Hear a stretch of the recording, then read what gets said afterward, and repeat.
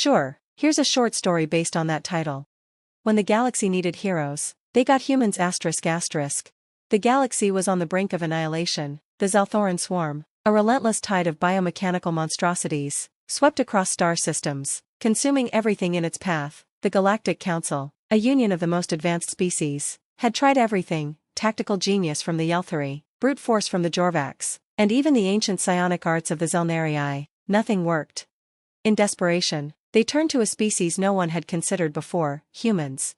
Humans, a relatively new addition to the galactic stage, were known more for their stubbornness and recklessness than any particular skill. They didn't have the genetic precision of the Yelthari, the raw strength of the Jorvax, or the psychic prowess of the Zelnarii. What they did have, however, was an uncanny ability to adapt and a talent for turning chaos into opportunity. The council was skeptical. Humans are unpredictable, the Yelthari ambassador said, his bioluminescent fronds pulsing in agitation. Their methods are unconventional. Precisely why we should use them, countered General Kether of the Jorvax. The swarm won't expect it. Reluctantly, the council approved a small detachment of humans to join the war effort. They were assigned to defend the critical outpost on Crixus 4, a desolate moon serving as the last line of defense before the swarm reached the core worlds. From the moment the humans arrived, they defied expectations. They didn't build towering fortresses or deploy complex technologies. Instead, they improvised. Using junked parts from the outpost, they created a network of traps, decoys, and unorthodox weapons. One team rigged a series of seismic charges to lure the swarm into a canyon. Another modified agricultural drones into kamikaze fighters.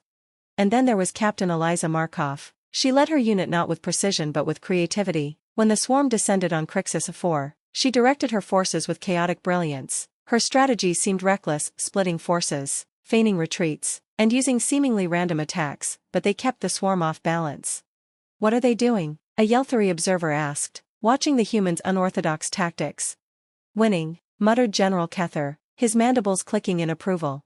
The turning point came during the Battle of the Void Scar. With the swarm's fleet closing in, Captain Markov ordered her forces to activate a massive gravitational slingshot around a nearby black hole. It was a move so risky that even her own officers questioned her sanity, but it worked. The maneuver hurled a payload of improvised nuclear warheads directly into the swarm's mothership, obliterating their central command.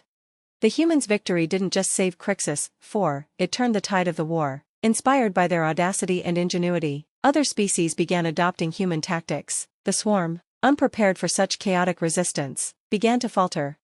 When the war finally ended, the Galactic Council convened to honor the heroes. Captain Markov stood before the assembly, flanked by her ragtag team.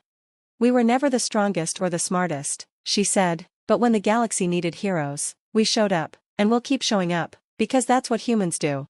The chamber erupted in applause. From that day forward, humans were no longer seen as just another species. They were the galaxy's wild card, the ones who thrived when all hope seemed lost. Would you like me to expand or refine any part of the story?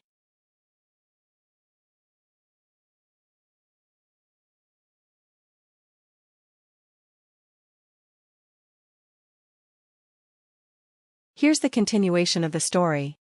When the galaxy needed heroes, they got humans ***. Part 2, The Aftermath.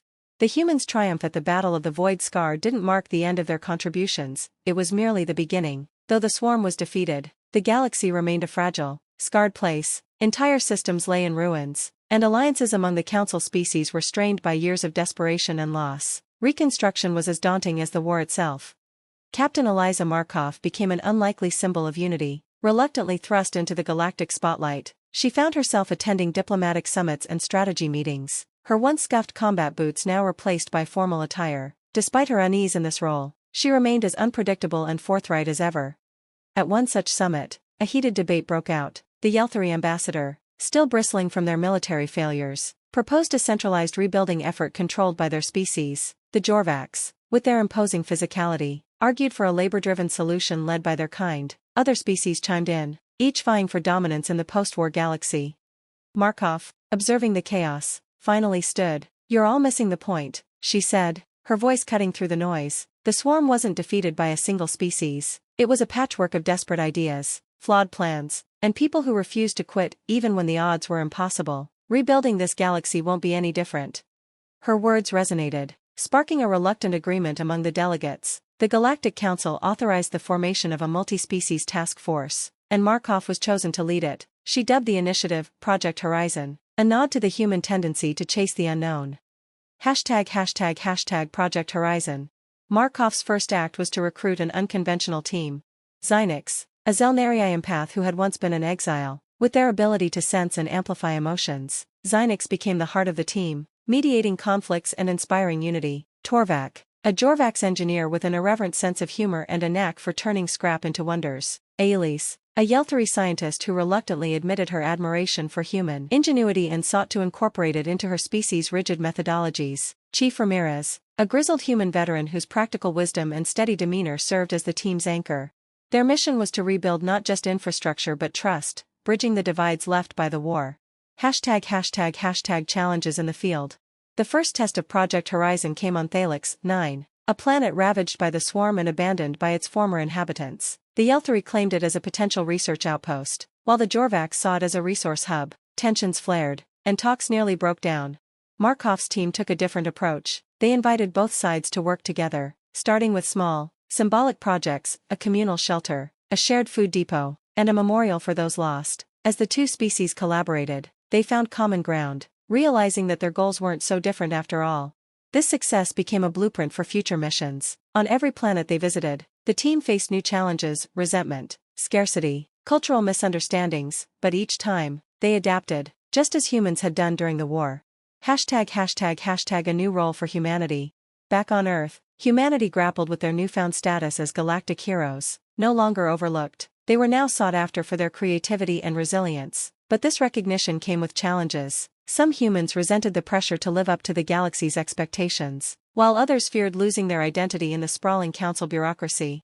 Markov addressed this unease in a broadcast to her homeworld. "We didn't ask for this," she admitted, "but maybe that's why we're perfect for the job. We've always been the underdogs, the ones who succeed not because we're prepared but because we refuse to fail. The galaxy doesn't need perfection, it needs heart, and that's what we bring." Her words reignited a sense of purpose among humans, who embraced their role as the galaxy's improvisers and problem solvers. ###Epilogue, The Legacy of Humans. Years later, when the Zalthoran swarm became little more than a distant memory, the galaxy thrived in ways it never had before. Trade routes flourished, cultural exchanges enriched countless civilizations, and species once isolated found strength in unity. And humanity? They didn't rise to the top of the galactic hierarchy, nor did they seek to. Instead, they became the glue that held the galaxy together, the wild card every species could rely on when faced with the impossible. As a statue of Captain Eliza Markov was unveiled in the Galactic Council Hall, its inscription read, "When the galaxy needed heroes, they didn't find perfection, they found humanity, and that was enough." Let me know if you'd like to expand on specific characters or events.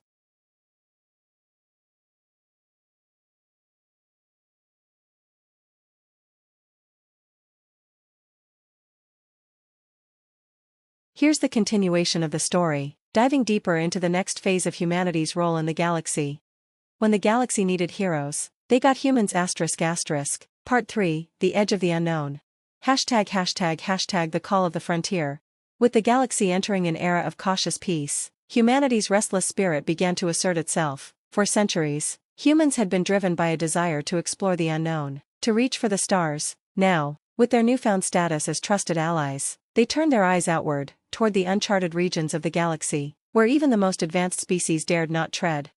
These regions, known collectively as the Veil, were a vast expanse of space beyond the reach of the Galactic Council's influence. Rumors abounded of ancient ruins, untapped resources, and hostile forces lurking in the darkness. Most species viewed the Veil as a place of danger and mystery. Humans saw it as an opportunity.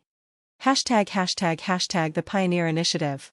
Under the banner of Project Horizon, a subprogram called the Pioneer Initiative was established. Its mission was to map the Veil, establish outposts, and uncover its secrets. Leading the charge was none other than Captain Eliza Markov, who had grown weary of political entanglements and yearned for the freedom of exploration.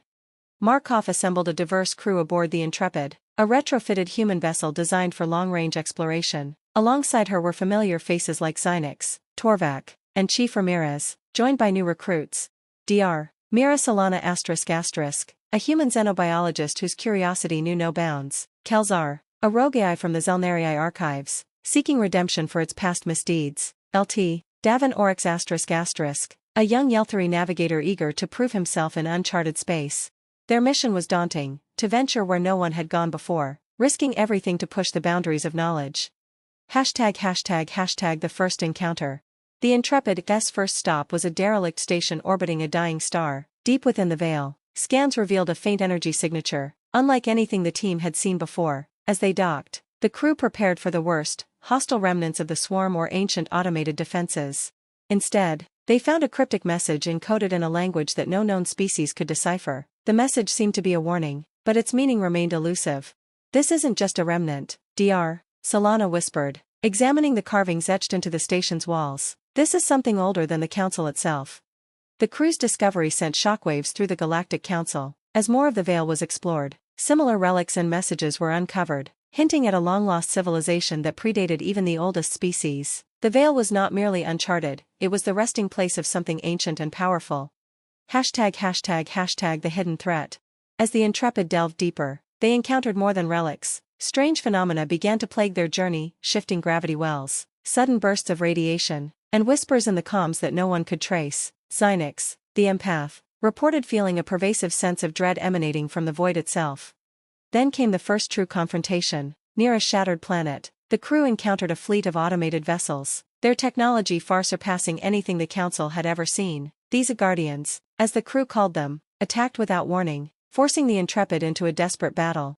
Through a combination of human ingenuity and interspecies teamwork, they managed to disable one of the vessels, salvaging its core for study. What they uncovered sent chills through the team. The Guardians were programmed to protect something buried deep within the Veil, a relic of immense power that could reshape the galaxy. ###A new alliance. Realizing the magnitude of their discovery, Captain Markov called for a summit with the Galactic Council. She urged them to join the effort, not as conquerors, but as explorers united by curiosity and caution. Her speech resonated. "We've faced annihilation together, we've rebuilt from the ashes, now we stand on the edge of the unknown. What lies ahead could be our greatest discovery, or our greatest threat, but we can only face it together."